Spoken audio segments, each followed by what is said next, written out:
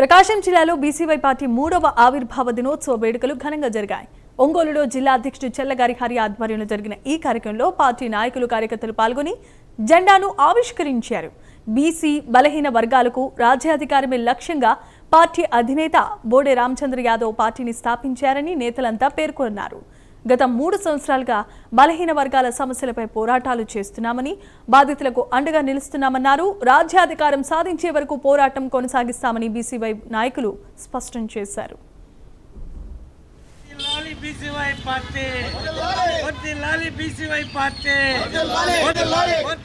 రామచంద్ర యాదవ్ గారి నాయకత్వం, జిల్లా అధ్యక్షుడు సల్లా శ్రీహరి గారి నాయకత్వం,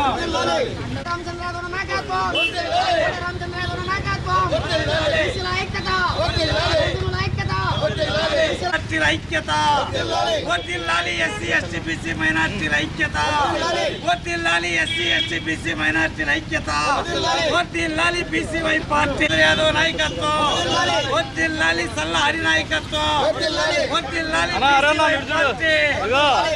భారత చైతన్య యువజన పార్టీ నూతన ఉత్తేజంతో రానున్న 2029 ఎన్నికల్లో ఒక పెను మార్పును తీసుకురావడానికి ఓ ప్రయత్నం చేస్తుంది.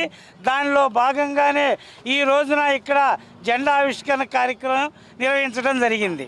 భారత చైతన్య యువజన పార్టీ 2029లో రాజ్యాధికారానికి వచ్చి బహుజనుల చేతుల్లో రాజ్యాధికారం వచ్చేదాని కోసంగా రామచంద్ర యాదవ్ గారు ప్రయత్నం చేస్తున్నారు.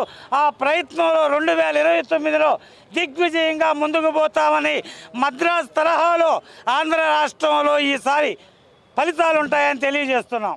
ఈరోజు బీసీవై పార్టీ స్థాపించి 3 సంవత్సరాలు ముగించుకొని 4వ సంవత్సరంలో అడుగెడుతున్న సందర్భంగా బీసీవై పార్టీ ఏర్పాటు చేసినటువంటి బోడే రామచంద్ర యాదవ్ గారు జాతీయ అధ్యక్షులు ఈ పార్టీని ఏర్పాటు చేయడం గల ప్రధాన ఉద్దేశం, గత 70 సంవత్సరాల నుంచి బీసీ ఎస్సీ ఎస్టీ మైనారిటీలు సీఎంగా అవ్వలేదు, బీసీ ఎస్సీ ఎస్టీ మైనారిటీలని సీఎంగా చేసుకునే విధంగా అదే లక్ష్యంగా బహుజన చైతన్యం యువజన పోరాటం అనే నినాదంతో బీసీవై పార్టీ ఏర్పాటు చేయడం జరిగింది.